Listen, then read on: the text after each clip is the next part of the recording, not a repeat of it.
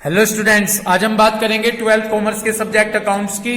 और इसमें जो हम चैप्टर कर रहे हैं वो चैप्टर है रिटायरमेंट ऑफ ए पार्टनर। आज हम इस चैप्टर के एक इंपॉर्टेंट क्वेश्चन को आपके साथ डिस्कस करेंगे। तो सबसे पहले आप अपनी बुक खोल लें, रिटायरमेंट चैप्टर खोल लें। वहां पर जो क्वेश्चन है 35, समीर, यास्मीन और सलोनी। ये क्वेश्चन बड़ा इंपॉर्टेंट है, इस क्वेश्चन पर आप अच्छे से फोकस कीजिएगा। समीर, यास्मीन और सलोनी तीन पार्टनर दिए गए हैं जिनका प्रॉफिट और लॉस रेशो 4:3:3 है। 31 मार्च में उनकी बैलेंस शीट दी गई है। लायबिलिटीज में क्रेडिटर्स दिए गए हैं, जर्नल रिजर्व दिया गया है और कैपिटल दी गई है। जर्नल रिजर्व एक्यूमुलेटेड प्रॉफिट का आइटम लिख लीजिए। ओके, यदि असेट्स में मूव करें, कैश डेटर से प्रोविजन लेस किया गया, स्टॉक, मशीन, बिल्डिंग, पेटेंट्स और P&L। ये P&L एक्यूमुलेटेड लॉस का आइटम है। किसका आइटम है? एक्यूमुलेटेड लॉस का। जो इसका अब ये फर्स्ट एडजस्टमेंट है ना, ये आपने बड़े ध्यान से समझना है। ये कह रहे हैं कि डेटर्स 4000 रुपीज के रिटर्न ऑफ करने हैं बैड डेब्ट्स के लिए, और उसके बाद आपको 5% प्रोविजन बनाना है बैड एंड डाउटफुल डेब्ट्स का। चलिए, मैं इसे न्यूमेरिकल क्वेश्चन जब सोल्व करूंगा, जब समझाऊंगा पॉइंट्स को, सेकंड भी जब भी बताऊंगा, थर्ड भी, फोर्थ। यास्मीन और सलोनी, भाई जब समीर रिटायर हुआ तो यास्मीन और सलोनी बचे हैं। उनका न्यू रेशो दे रखा है 3:2। इतनी बात क्लियर हो गई। गुडविल पूरे फर्म की समीर के रिटायरमेंट पर 540 है, पूरे फर्म की दे रखी, और चाहिए कि जो रिटायर हुआ, कौन रिटायर हुआ? समीर, उसके समीर के शेयर में मल्टीप्लाई कर देंगे। इतनी बात क्लियर हो गई। ठीक, आपसे कहा गया जर्नल एंट्री करने के लिए। आपको इस क्वेश्चन में जर्नल एंट्री करनी है जब समीर रिटायर हुआ है। मैं क्वेश्चन स्टार्ट करूं, आप मुझे देखते चलिएगा बड़े आराम से। मैं क्या कर रहा हूं, बोर्ड पर फोकस रखिएगा। देखिए, ये क्वेश्चन है 35 क्वेश्चन, ठीक है ना। Question number 35। अगर मैं चाहता तो मैं इसे आपके ऊपर डाल देता कि आप कर लीजिए, लेकिन अपनी रेस्पॉन्सिबिलिटी समझ के मैं इसे फिर भी आपको समझा रहा कि किस तरह से करना। नहीं, एक तरीका ये लिखा कि आप खुद कर ले, ठीक है। देखिएगा इसका यहां पर क्वेश्चन नंबर 35, समीर, यास्मीन और नेक्स्ट क्या है? सलोनी। तो मैंने इनका रेशो लिख लिया। इनका रेशो दिया गया है भाई 4:3:3। इतनी बात क्लियर हो गई। उसके बाद नेक्स्ट पेज पर यह कहा गया कि समीर रिटायर हो गया है। तो ये कहा कि समीर रिटायर हो गया। जब समीर रिटायर हो गया तो आप सभी समझ सकते हैं कि यास्मीन और सलोनी बचे हैं। उनका नीचे जाकर सेकंड लास्ट पॉइंट में उनका न्यू रेशो क्या दिया गया है? 3:2। तो यास्मीन और सलोनी का रेशो यहां पर है 3:2। अब एक बात है, यदि आप लास्ट वाले पॉइंट पर देखें एडजस्टमेंट, तो रिटायर पार्टनर की गुडविल है। रिटायर पार्टनर की गुडविल के लिए कौन सा रेशो चाहिए? गेनिंग रेशो चाहिए। तो सबसे पहले मैं गेनिंग रेशो निकाल लेता हूं। ओके, तो सबसे पहले मैं यहां पर गेनिंग रेशो कैलकुलेट करता हूं। Gaining ratio equal to, gaining ratio मैंने पहले भी बताया उनका निकलता है जो बाकी बचे होते हैं। बाकी कौन बचा है? यास्मीन और सलोनी। तो यास्मीन इक्वल टू इसका न्यू रेशो है 3/5 माइनस यास्मीन का ओल्ड रेशो 3/10। भाई वहां पर 3/10 समझ में आ गया कैसे आया? किसी को कोई दिक्कत हो तो पूछ लो। यहां पर मैंने एलसीएम 10 ले लिया। जब मैंने यहां पर 10 लिया तो 10 को 5 से डिवाइड करेंगे 2 की 3 में मल्टीप्लाई करेंगे 6 माइनस 3। तो ये भाई हमारा आ गया 3/10। उसके बाद मैं गेनिंग रेशो निकालूंगा किसका? सलोनी का। सलोनी का न्यू रेशो 2/5। सॉरी, यहां पर था new ratio 2/5 minus old ratio 3/10। यहां से मैंने 10 एलसीएम ले लिया। 10 को 5 से डिवाइड करेंगे 2 की 2 में मल्टीप्लाई 4 माइनस 3।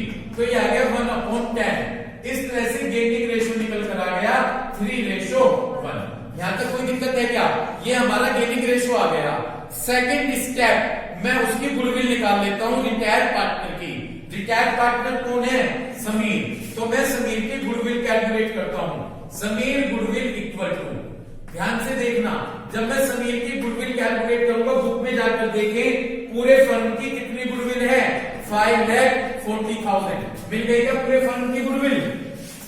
सबको मिल गई पूरे फर्म की गुडविल? मल्टीप्लाई समीर का शेयर। यदि मैं बात करूं समीर का शेयर है 4/10, ठीक है जी, तो यहां से 4/10 ये आ गया जी 2,16,000। तो समीर की गुडविल 2,16,000 रुपीज आ गई। यहां तक सभी को स्टेप क्लियर? ये तो हर क्वेश्चन में ही होता है इस तरीके से। इतनी बात क्लियर हो गई। अब उस फर्स्ट एडजस्टमेंट पर आ जाएं। पहले मैं वो आपको फर्स्ट एडजस्टमेंट क्लियर करूंगा, ठीक है भाई, पढ़िएगा।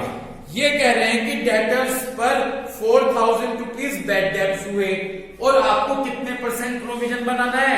5%। आपके नॉलेज के लिए बता दूं, ये जो पहले वाला पॉइंट है ना, ये एडमिशन में भी था, लेकिन वो क्वेश्चन वो एडजस्टमेंट ऑफ कैपिटल उसकी वजह से कट गया था वो क्वेश्चन, ठीक है ना। तो ये पॉइंट पिछले में भी था, अब आपको मौका मिला है इस पॉइंट को क्लियर करने का। ओके, देखिएगा अब कैसे करना है। पहले ट्रायल बैलेंस में जाकर देखें, डेटर्स 90 है, प्रोविजन 10 माइनस किए हुए हैं, यानी पहले से ही आपने 10,000 का प्रोविजन बनाया हुआ है। समझ रहे हैं? पहले से ही कितने का प्रोविजन बना रखा? 10,000 का, सबको मिल गया असेट्स में डेटर्स में से। और इस पॉइंट पे और फर्स्ट पे इसमें भी कह रहे हैं, तो बैड डेट्स हुए 4,000 और फिर उसके बाद कितना % प्रोविजन बनाना? 5%। अब देखिए कैसे करेंगे। सबसे पहले हम नेट डेटर्स निकाल लेंगे। क्या निकाल लेंगे? Net debtors. नेट डेटर्स कैसे निकलेंगे? ऊपर डेटर्स है कितने? टोटल एक्चुअल में डेटर्स बैलेंस शीट में जाए 90,000 हमारे डेटर्स हैं। उसमें से जो ये नीचे एडजस्टमेंट में कह रहे हैं कि बैड डेट्स हुए, 1 मिनट मैं आपको बता दूं, ऊपर 90 में से 10 घटा रखे, वो तो प्रोविजन बनाया था कि उम्मीद थी कि इतना पैसा एक्चुअल में नहीं मिलेगा, तो आपने अलग प्रोविजन बना दिया था। जब एक्चुअल में देखे तो एक्चुअल में कितने बैड डेट्स हुए? एडजस्टमेंट में जाके देखो कितने एक्चुअल में बैड 4, तो 90 से 4 माइनस कर दिए तो कितने ये डेटर्स बचे हमारे? 86। समझ गए? तो नेट डेटर्स हमारे 86,000 आ गए। कितने % प्रोविजन बनाने को कह रहे हैं? एडजस्टमेंट 5। अब एक्चुअली में 90,000 पर नहीं बनाना था वो प्रोविजन, हमें वो बनाना था जो एक्चुअल में डेटर्स थे। भाई 90 थे और 4,000 बैड डेट्स हो गए, तो एक्चुअल में डेटर्स कितने बचे? 86। इस पर अब हमें 5% और न्यू प्रोविजन बनाना है, ठीक है जी। तो अब हमने क्या किया? माइनस प्रोविजन, माइनस नहीं सॉरी, हम यहां पर लिखेंगे प्रोविजन। अब हम प्रोविजन बनाएंगे। ये जो 86,000 है, इसका कितने % कैलकुलेट कीजिए? 5%। तो जब आप इस 86,000 का 5% कैलकुलेट करेंगे तो ये आ जाएगा 4,300, यानी इतना प्रोविजन बनाने को कह रहे हैं। अगर 90 पे बनाते तो 4500 रुपए हफ्ते, और जबकि वो 4,000 बैड डेट्स हो गए, तो अब एक्चुअल में 86 बचे। इस 86 का 5% कैलकुलेट किया। क्लियर हुई आपने बात? अब इतना प्रोविजन बनाने को कह रहे हैं। ऊपर कितना बना रखा? 10,000 का बना रखा कि हमें उम्मीद थी कि इतना पैसा मिलेगा नहीं, और एक्चुअल में कितने हुए थे बैड डेट्स? 4,000। तो अब देखिएगा कितना अब भी प्रोविजन बचा हुआ है। कितना प्रोविजन बचा हुआ होगा? 10,000 तो बनाया था, 4,000 बैड डेट्स हो गए, कितना बच रहा? 6,000। अब भी हमारे पास 6,000 का प्रोविजन बचा हुआ है। धीरे धीरे समझ में आई बात? पहले तो एक्चुअल में 90 थे, बैड डेट्स घटा दिए, 86 बचे। इस पर एक्चुअल में 5% प्रोविजन बनाइए 4,300 रुपए। पहले 10 का बनाया था कि उम्मीद थी 10 नहीं मिलेंगे, एक्चुअल में कितने नहीं मिले? 4 नहीं मिले, ठीक है। तो अब भी कितना प्रोविजन है? 6,000 का। तो हमने माइनस किया, माइनस एग्जिस्टिंग प्रोविजन, कि अब भी हमारे पास कितना प्रोविजन बचा हुआ है, ठीक है जी। 10,000 में से जो 4,000 बैड डेट्स के हुए वो माइनस कर दिए, तो 6,000 का अब भी हमारे पास प्रोविजन बचा था। ओके, कितना बनाना लोग? यानी 1,700 रुपए का ज्यादा अब भी हमारे पास एक्सिस प्रोविजन है। अब भी हमारे पास कितना प्रोविजन है? एक्सिस प्रोविजन 1,700 रुपए का अब भी हमारे पास ज्यादा प्रोविजन बचा हुआ है। ये कैलकुलेशन करनी है, ठीक है जी। ये कैलकुलेशन एक बार रिपीट करूं, आगे बात समझ में? पहले डेटर से 90 से बैक डेप्थ माइनस किए, 86 बच गए। उसके बाद वो प्रोविजन कह रहे हैं बनाने के लिए 5% प्रोविजन बना दिए, एक्चुअल में ऊपर 10 रह गए थे बनाएंगे, तो देखिए उसमें से कितना बचा है, 4 बैड डेट्स हो गए, 6 का प्रोविजन अब भी बचा है, 4300 का अब बनाना है, यानी 1700 रुपए प्रोविजन के अब भी हमारे पास ज्यादा बने हुए हैं। ये क्रेडिट बैलेंस है प्रोविजन फॉर डाउटफुल डेट्स का। तो जब आप रिवैल्यूएशन अकाउंट बनाएंगे तो ये 1700 रुपए का हमारे पास ज्यादा प्रोविजन है, इसे रिवैल्यूएशन के क्रेडिट साइड में लिखिएगा, क्योंकि अब भी आपके पास 1700 रुपए का और ज्यादा प्रोविजन है। तो इसे कहां पर लिखेंगे, रिवैल्यूएशन अकाउंट के क्रेडिट साइड में लिखेंगे। इतनी बात क्लियर हो गई? ठीक, पहले कैलकुलेशन क्लियर हो गई। अब क्वेश्चन में जर्नल एंट्री क्या रखी थी, एक चीज, एक तो रिवैल्यूएशन बना लो, क्योंकि रिवैल्यूएशन की भी तो जर्नल एंट्री पास होंगी, और एक जो ये रिटायर पार्टनर होगा, सुनते रहना, एक नई चीज आपको सिखा रहा हूं। रिटायर पार्टनर है, इसका पेमेंट 2 तरीके से होता है सेटलमेंट, या तो कैश से या लोन से। तो सिंपल रिटायर पार्टनर का कैपिटल अकाउंट बना लेना, जिससे हमें पता चल जाएगा कि उसमें उसके लोन में कितना पैसा ट्रांसफर होगा, क्योंकि रिटायर पार्टनर को कोई बता नहीं रखा कि किस तरह से पेमेंट करना। मैंने पहले दिन भी बताया था जब फॉर्मेट बताया था कि यदि रिटायर पार्टनर के पेमेंट के बारे में कोई जानकारी ना हो तो लोन में ट्रीट कर लेते हैं। तो मैं अब यहाँ पर 2 अकाउंट बना रहा हूं, एक तो रिवैल्यूएशन अकाउंट और सेकंड जो रिटायर हुआ उसका कैपिटल। उसके रिटायर पार्टनर का कैपिटल अकाउंट से मुझे पता चल जाएगा कि वहां पर उसके लोन में कितनी अमाउंट होगी, ताकि मैं उसकी जर्नल एंट्री पास कर सकूं। स्टार्ट करूं तो अब मैं यहां पर रिवैल्यूएशन अकाउंट बनाता हूं, ध्यान से समझिएगा। रिवैल्यूएशन अकाउंट,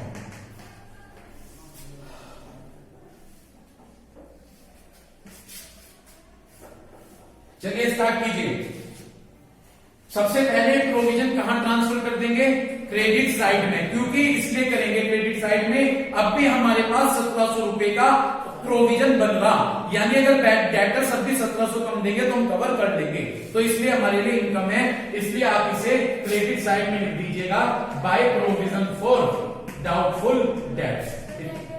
ना यहाँ पे डेटर्स नहीं लिखने, यहाँ पे प्रोविजन बनाया हमने, यहाँ पे डेटर्स नहीं लिखेंगे, डेटर्स तब लिखेंगे जब वो कंडीशन आपको पहले बताई थी, क्योंकि यहाँ पर हमारे पास क्या बचा हुआ है, प्रोविजन, तो इसलिए यहाँ पर by provision for doubtful dates लिखेंगे। मुझे पता था कि ये बात पूछोगे, ये एक्सेस प्रोविजन बचा है, ओके। तो यहाँ पर हमारे 1700 रुपए यहाँ, कोई दिक्कत? अब पढ़िएगा second adjustment, and unrecorded creditors 20,000 रुपए will be recorded. Unrecorded creditor लाइबिलिटियों में अनरिकॉर्डेड लाइबिलिटी है, अनरिकॉर्डेड लाइबिलिटी कहां लिख देते हैं, 2 साइड में, ठीक है, कहां लिख देते हैं, 2 साइड। लिख दूं क्या, लिख दिया मैंने, 2 क्रेडिटर्स लिख देता हूं सीधा सा, 2 क्रेडिटर्स, ओके। कितने हैं, 20,000, ओके। ये तो सिंपल सा है, क्लियर हो गई भाई बात, ठीक। Next, patents will be completely written off. Patents को बिल्कुल उसकी, ये कह रहे हैं उसकी वैल्यू कुछ नहीं रहेगी पेटेंट्स की, पेटेंट्स हमारे लिए असेट्स होती है, ये कह रहे हैं कि अब उसकी कोई भी वैल्यू नहीं रहेगी, यानी वैल्यू 0 हो गई, ओके। जाकर चेक करें ऊपर पेटेंट्स कितने हैं, 60,000, तो ये कह रहे हैं कि उसकी अब कोई वैल्यू नहीं रहे, तो पेटेंट्स को 60,000 रुपए से कम कर दीजिए। असेट्स कम हो गई तो मैंने यहां पर लिख दिया 2 पेटेंट्स, ओके। कितनी अमाउंट, 60, कोई दिक्कत नहीं आप लोगों को यहां पर? नेक्स्ट, इसके बाद ये कहा गया कि डेप्रिसिएशन चार्ज करना है स्टॉक, मशीन और बिल्डिंग पर। यहां पर मैं एक बात कहना चाहूंगा, मैंने एक दिन क्वेश्चन में लिख दिया था टू डेप्रिसिएशन होनी है, सीधा सा लिख दो, डेप्रिसिएशन लिखो ही ना, सीधी सी आप जो डेप्रिसिएशन है लिखते चले जाओ, जिस जिस पर डेप्रिसिएशन है, जैसे स्टॉक तो हम सीधा लिख देंगे टू स्टॉक, ठीक है जी। उसके बाद हम यहाँ सीधा क्या लिख देंगे, टू मशीन, और हम उसके बाद क्या लिख देंगे, टू बिल्डिंग, ठीक है जी। 5% कहा गया है, 5% चार्ज कर लेंगे। पीछे जाकर असेट्स में, अच्छा डेप्रिसिएशन है तो वैल्यू कम होगी, इसलिए मैंने यहां पर लिख दिया। जाकर पीछे देखिए क्वेश्चन में स्टॉक 1 लाख का है क्या, स्टॉक 1 लाख का है, 1 लाख का 5% 5,000 स्टॉक के सामने लिख दिया। भाई समझ में आ रहा होगा सभी के क्वेश्चन, ठीक। उसके बाद किस पर डेप्रिसिएशन कहा है, मशीन जाकर देखे 3 लाख का कितने परसेंट, 5%, 15,000, ओके, कोई दिक्कत? उसके बाद बिल्डिंग बिल्डिंग है हमारी कितने की, बिल्डिंग है हमारी 2 लाख की, 2 लाख का कितने परसेंट, 10,000। कोई दिक्कत, बस मेरे हिसाब से सारे एडजस्टमेंट हो गए। अब ये देखेंगे कि हमें इसमें रिवैल्यूएशन में प्रॉफिट बचा है या लॉस। यदि हम देखें तो लॉस बच रहा है, ठीक है जी। आप सभी देख सकते हैं यहाँ पर इधर का टोटल ज्यादा है डेबिट साइड का, ठीक है, और क्रेडिट साइड का टोटल कम है, तो लॉस बचेगा। और एक चीज, लॉस सभी पार्टनर्स में डिस्ट्रीब्यूट होगा उनके ओल्ड रेशियो में, क्लियर है जी। यहाँ पर मैंने लिख दिया पहले बाय लॉस, और सभी पार्टनर कौन कौन है मेरे, समीर, यास्मीन एंड सलोनी, ओके, ठीक है जी। 20, 60, 80, 85, 1,10,000 आ गया टोटल। 1,10,000 में से ये 1,700 रुपए गए तो 1,08,300 आ गया, ओके। इस 1,08,300 को मैं 4, 3, 3 में डिस्ट्रीब्यूट करूंगा, जो इनका ओल्ड रेशो है। तो पहले का तो आ जाएगा 43,320, फर्स्ट का 43,320, ओके। सेकंड का आ जाएगा भाई आपका 32,490, 32,490, और एज इट इज इसका भी 32,490। किसी को दिक्कत? इस तरह से मैंने रिवैल्यूएशन बना लिया।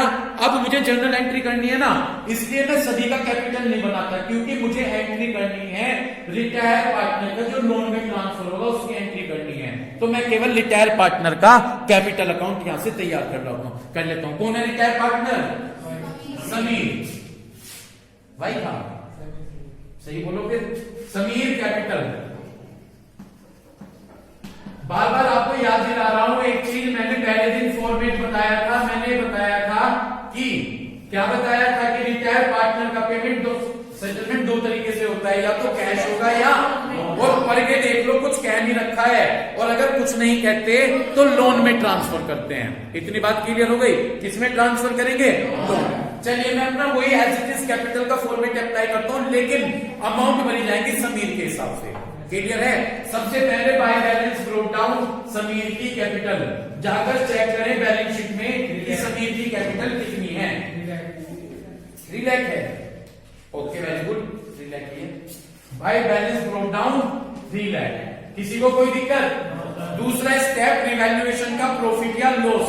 यदि आप देखें लॉस है और हमें समीर का चाहिए, ये रहा, तो हमने लॉस लिख लिया यहाँ पर टू रिवैल्यूएशन अकाउंट, ठीक है जी। कितना लॉस है? 43,320। इतनी बात क्लियर हो गई?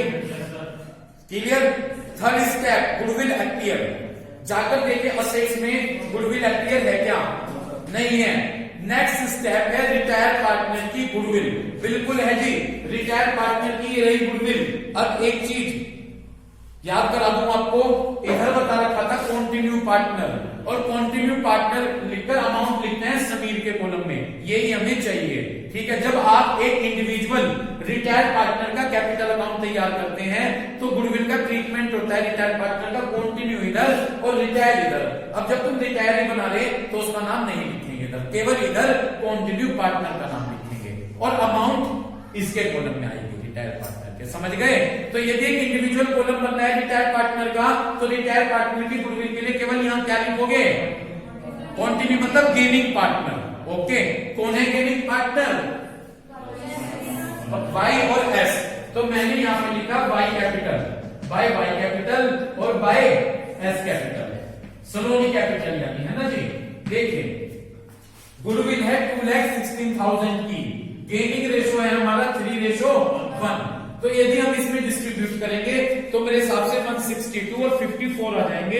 देख लेता हूं मैं एक बार, बिल्कुल 1,62,000 और 54,000। तो इसका तो आ गया 1,62,000 और इसका आ गया 54,000। किस रेशो में डिस्ट्रीब्यूट किया? गेनिंग। कोई दिक्कत यहां तक? इसके बाद गुडविल भी निमट गई। एक्यूमुलेटेड प्रॉफिट, एक्यूमुलेटेड प्रॉफिट जाकर देखें, और केवल हमें लेना है किसका शेयर? समीर का। 60,000 मल्टीप्लाई ओल्ड रेशो, वो 4/10, तो 24,000। तो यहां पर मैंने लिखा बाय जर्नल रिजर्व कितना? 24,000। कोई दिक्कत? एक्यूमुलेटेड लॉस, हाँ डेबिट में आएगा, P&L दे रखा पहले, P&L केवल समीर का शेयर 50 है, 4 3 7 7, तो 20,000 आ जाएगा। कितना आ जाएगा? तो यहां पर लिखा मैंने टू P&L 20,000 रुपीज। लास्ट में समीर ने कोई असेट्स नहीं ले रखी और लास्ट में अब हमें इसका पेमेंट करना है। क्वेश्चन में कोई जानकारी है क्या? नहीं होती तो लोन। तो मैंने यहां पर लिख दिया टू समीर लोन अकाउंट। क्या लिख दिया? To Sameer loan account. कितनी बात क्लियर हो गई? चलिए टोटल लगाते हैं। जब हम टोटल लगाएंगे 3 लाख है, 3 लाख और 1 62, 4 62 और ये कितने हो जाएंगे? 54 और कितने बात रखे मैंने? अच्छा 62। ठीक, चलो मैं टोटल देख लूं जब लगा रखा है मैंने। ये टोटल आ जाएगा 5,40,000। कितना आ जाएगा? 5,40,000 टोटल आ जाएगा। ओके बिल्कुल। ये 3 लाख में 2 16 ऐड करोगे तो 5 16 होंगे, 5 16 और ये 5 40 हो गए। 5 40 में से ये दोनों घटा दीजिए। जब 5 40 में से ये दोनों घटाऊंगा तो ये अमाउंट आ जाएगी जी 4,76,000। ठीक है जी, 680। यानी समीर के लोन में इतना पैसा ट्रांसफर होगा। ये क्यों बनाया? इसी के लिए बनाया था ताकि इसकी जर्नल एंट्री बन सके। ठीक, चलिए शुरू कीजिए। जर्नल एंट्री मैं बोलूंगा, जर्नल एंट्री बनाते चलेंगे। उम्मीद करता हूं यहां तक ये क्वेश्चन तो समझ में आया होगा। अब आप इसकी जर्नल एंट्री बनाते चलेंगे। ठीक,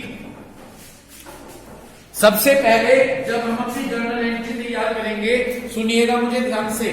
एक्युमुलेटेड बना रहे हैं जर्नल एंट्री, कॉपी निकाल ले सभी। जब हम जर्नल एंट्री बनानी शुरू करेंगे तो सबसे पहले जर्नल रिजर्व की एंट्री बनेगी। बनाइए एक्युमुलेटेड प्रॉफिट की। General reserve account debit, general reserve account debit to all partners capital account. General reserve account debit to all partner. कौन है ऑल पार्टनर? समीर, यास्मीन और सलोनी, तीनों को क्रेडिट कर दीजिए।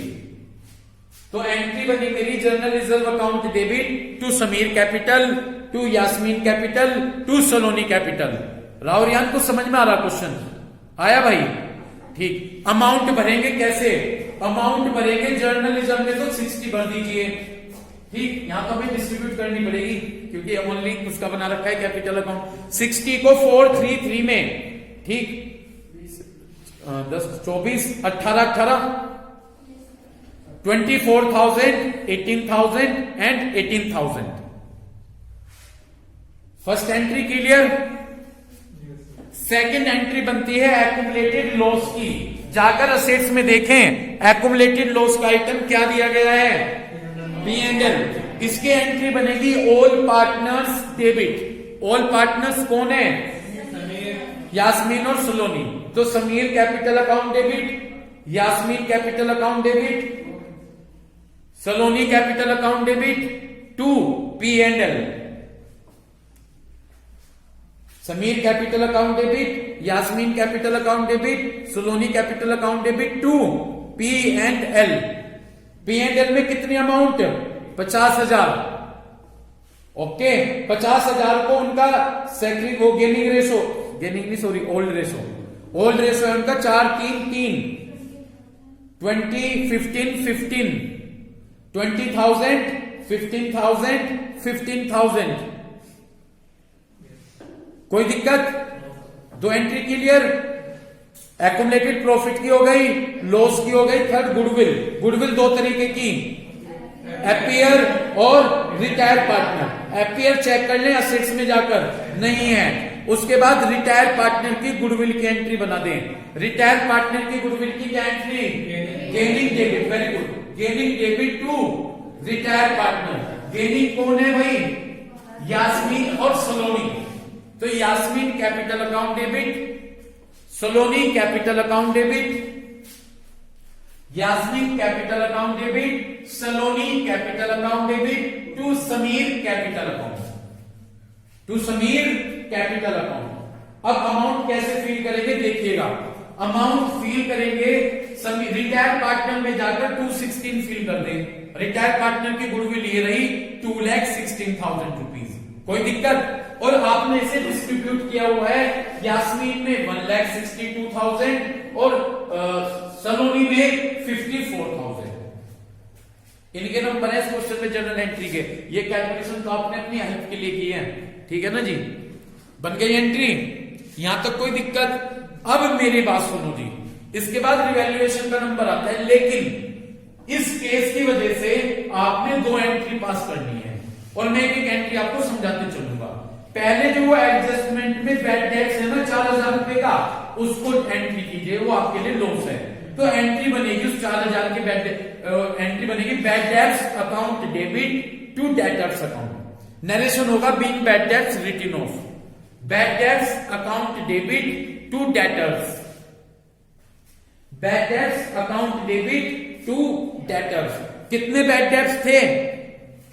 4000 एडजस्टमेंट में दे रखा है, तो इस है ना, दे रखा है ना 4000 फिल कर लीजिए। नीचे एंट्री दी गई है, उस पर फोकस मत कीजिएगा, ठीक है ना, वो मैं अपने हिसाब से करूंगा। 4000 रुपीज, तो एंट्री क्या बनी हमारी? Bad debts account debit to debtors. कितने? 4000। अब एक एंट्री और बनेगी, इधर से इधर आ जाइए, सुनिएगा मुझे, पहले सुनिएगा मैं क्या कह रहा हूं। प्रोविजन फॉर डाउटफुल डेट्स इधर लिखा है, इधर वाले को क्या करते हैं? डेबिट कर दीजिए। Provision for doubtful debts account debit, provision for doubtful debts account debit. रुक जाओ, मुझे बोलने दो, मैंने कहा था ना, टू बैड डेट्स,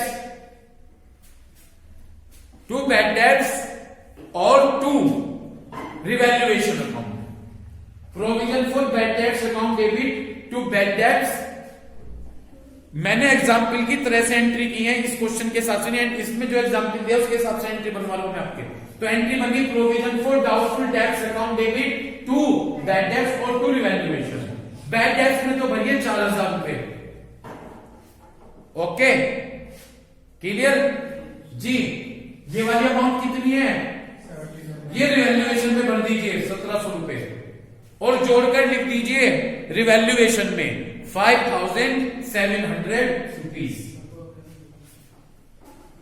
प्रोविजन में लिख दीजिए 5700 रुपीज। इतनी बात क्लियर हो गई? ठीक, तो इस तरह से आपने एंट्री पास की इसकी।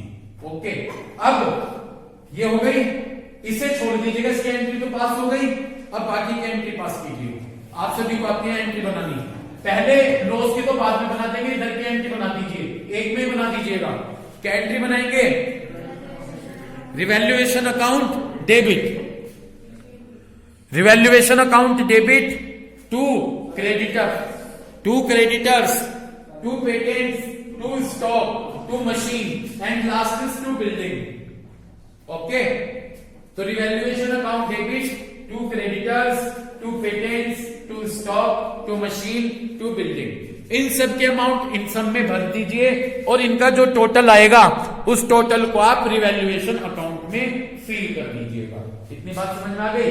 तो इन सब के अमाउंट इन सब के सामने भर दीजिए और जो इनका टोटल आएगा उस टोटल को आप रिवैल्यूएशन अकाउंट में फिल कर दीजिएगा। कर दिया? इनका टोटल कितना आया होगा? 110, सीधा यही वाला टोटल है 110। इनका टोटल सीधा उसमें लिख दीजिए 1,10,000 रुपीज। उम्मीद है एंट्री क्लियर हुई होगी? क्लियर है? अब इस एंट्री के बाद अब जो आप एंट्री पास करेंगे वो एंट्री बना दीजिए लॉस की। किसकी एंट्री बनाएंगे? लॉस। और इधर देखिएगा, यदि आप लॉस में फोकस करेंगे, ये तीनों है इधर, इन तीनों को डेबिट कर दीजिए, टू रिवैल्यूएशन कर दीजिए। तो एंट्री बनेगी Sameer capital account debit, Yasmin capital account debit, Saloni capital account debit, to revaluation account. ठीक है जी, इन तीनों को डेबिट कर दीजिए और टू रिवैल्यूएशन अकाउंट कर दीजिए। तो एंट्री बनी हमारी Saloni capital, Sameer capital account debit, Yasmin capital account debit और Saloni capital account debit to revaluation. ठीक है जी, इन तीनों की अमाउंट तीनों में फिल कर दीजिए ये वाली, और टोटल 1,08,300 वो रिवैल्यूएशन में फिल कर दीजिएगा। वो किस में फिल कर दीजिएगा? रिवैल्यूएशन में। हो गई एंट्री। इसके बाद रिवैल्यूएशन की एंट्री फिनिश करने के बाद एक लास्ट एंट्री बचती है जिसके लिए हमने समीर का कैपिटल बनाया था, समीर लोन। तो इसकी एंट्री क्या बनेगी? Sameer capital account debit to Sameer loan account. ठीक है जी, Sameer capital account debit to Sameer loan account. ये एंट्री बनेगी। ठीक है जी, तो हमारी एंट्री प्रिपेयर हुई, Sameer capital account debit to Sameer loan 4,76,680। ये अमाउंट आप इसमें फिल कर दीजिएगा। ठीक है जी, तो उम्मीद करता हूं कि जब आप इस क्वेश्चन नंबर 34 की वीडियो देखेंगे, 35 क्वेश्चन की वीडियो देखेंगे तो अच्छी तरह से इस क्वेश्चन को क्लियर करेंगे। Thank you.